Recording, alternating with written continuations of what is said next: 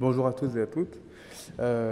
Tout d'abord, j'aimerais remercier toute l'équipe du CNRD de m'avoir invité aujourd'hui et particulièrement Patricia Zimmermann. Donc, pour commencer, j'aimerais déclarer mes conflits d'intérêts.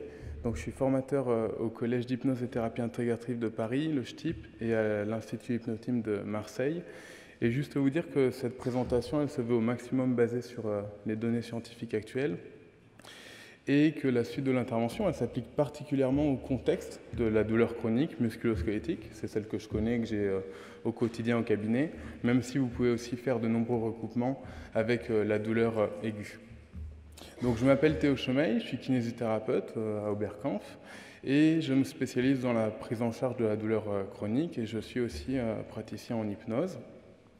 Et donc, vous avez vu en sous-titre, j'ai mis une approche biopsychosociale, donc ce modèle qui a été théorisé par George Engel, il doit vous parler. Je vais juste revenir dessus brièvement. Il faut aborder le patient, ou même la vision de la santé en général, par l'interaction de plusieurs facteurs, des facteurs qui sont biologiques, et aussi des facteurs qui sont psychologiques et sociaux. Alors, ce modèle-là, il ne s'agit pas du tout d'une vision psychiatrisante de la maladie, mais plutôt d'envisager, dans notre contexte actuel, la douleur chronique comme un ensemble de causalités qui sont multiples et circulaires. Alors, ce modèle biopsychosocial, il est arrivé, pourquoi? Parce que le modèle biomédical qui était auparavant présent atteignait ses limites, et pour vous le montrer, je vais prendre un exemple avec la lombalgie chronique. Donc, qui a moins de 30 ans dans cette salle? On va voir si... Oui, il y a quand même des jeunes.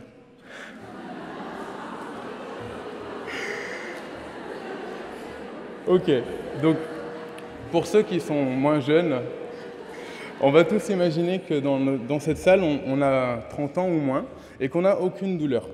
Donc on est totalement asymptomatique. Eh bien, si on fait passer un IRM, une imagerie, à l'ensemble de cet amphithéâtre, 3 personnes sur 10 auront dans cette salle une protusion discale. Désolé pour l'effet nocebo.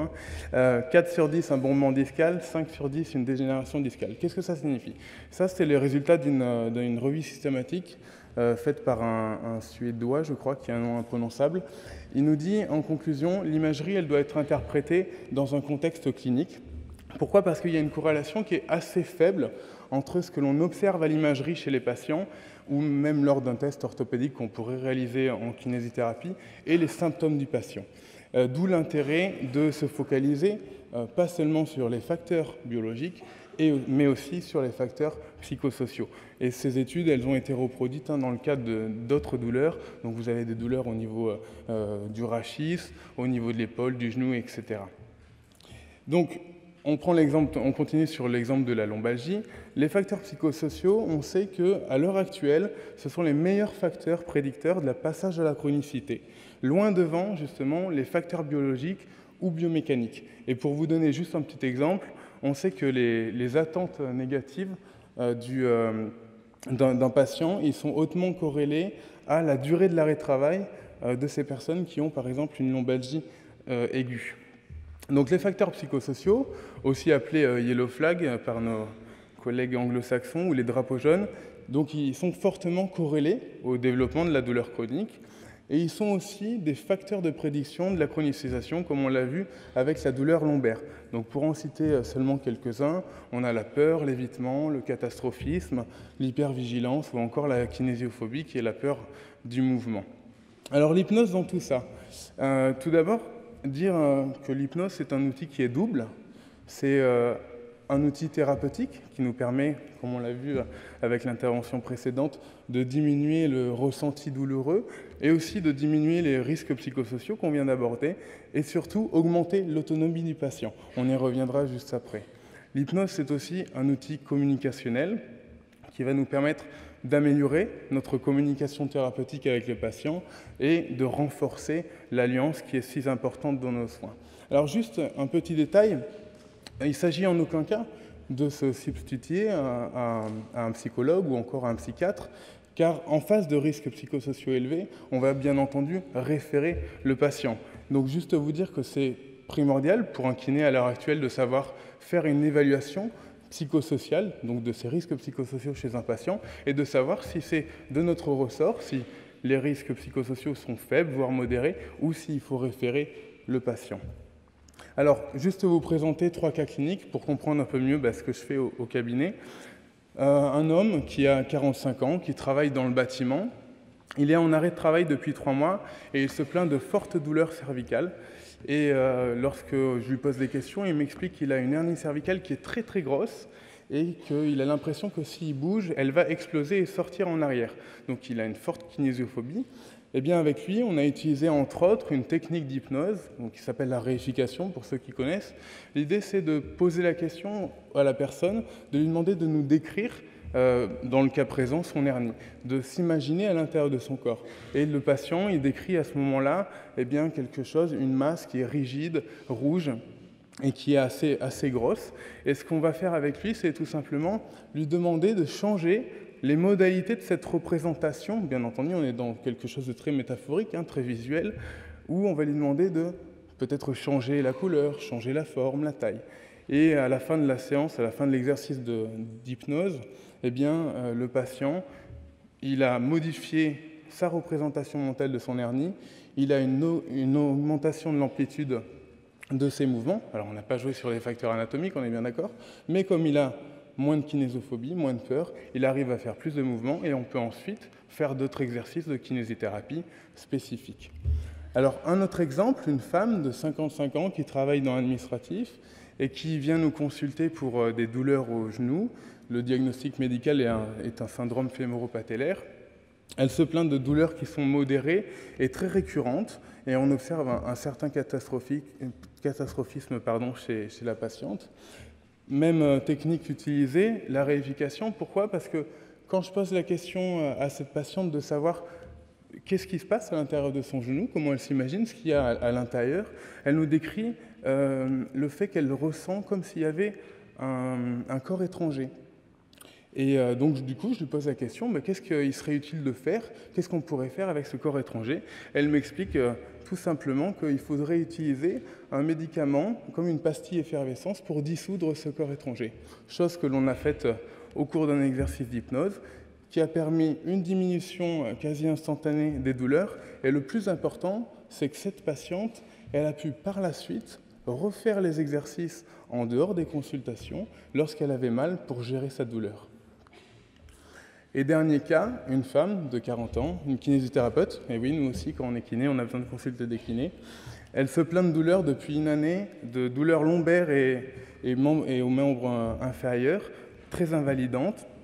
On observe des comportements qui sont non adaptés chez elle, notamment là aussi de la kinésophobie. Elle a une grande peur de la flexion, de se pencher en avant. Et là, on a utilisé une technique tout simplement de visualisation. C'est-à-dire que mon objectif, c'était de la remettre en mouvement, de la réexposer à cette flexion lombaire. Et il était impossible pour elle de le faire réellement. Donc on l'a fait s'imaginer dans cette situation, mentalement, de se pencher vers l'avant, de ressentir toutes les sensations qui étaient associées à cette visualisation. Et on a tout simplement fait ce que les TCC appellent par exemple l'exposition graduelle. Ça a permis donc de désensibiliser cette personne à cette peur de se pencher en avant, qui nous a permis ensuite de faire l'exercice réellement et de la remettre en mouvement.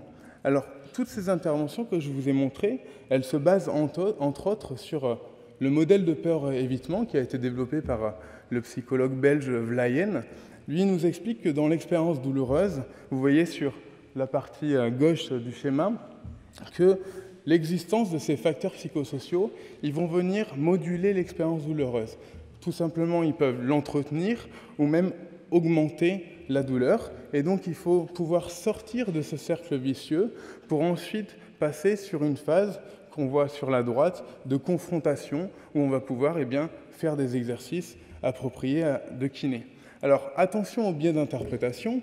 L'objet de cette intervention, elle est ciblée sur l'hypnose. En aucun cas, l'hypnose constitue l'unique outil qu'on va utiliser au cours de séances de kiné.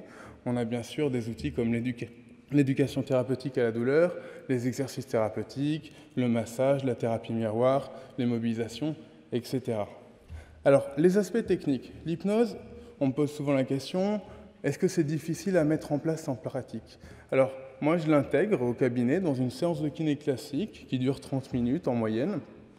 Et selon moi, elle s'intègre parfaitement à cette pratique, tout simplement parce qu'on peut l'intégrer au cours d'un exercice, quand on est assis, couché ou en mouvement.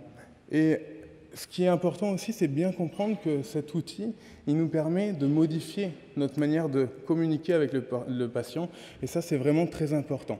Donc l'hypnose, c'est un outil que l'on propose aux patients, tout comme les autres outils, on le propose s'il est jugé pertinent, et on va bien entendu éduquer le patient à cet outil, et parfois, par moment, il faudra démystifier l'outil pour certains de nos patients.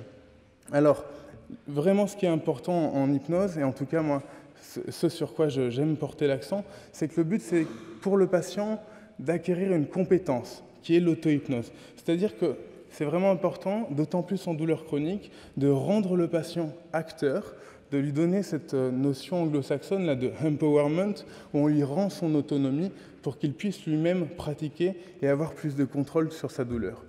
Alors, en guise de conclusion, l'hypnose, nous avons vu, c'est un outil qui est double.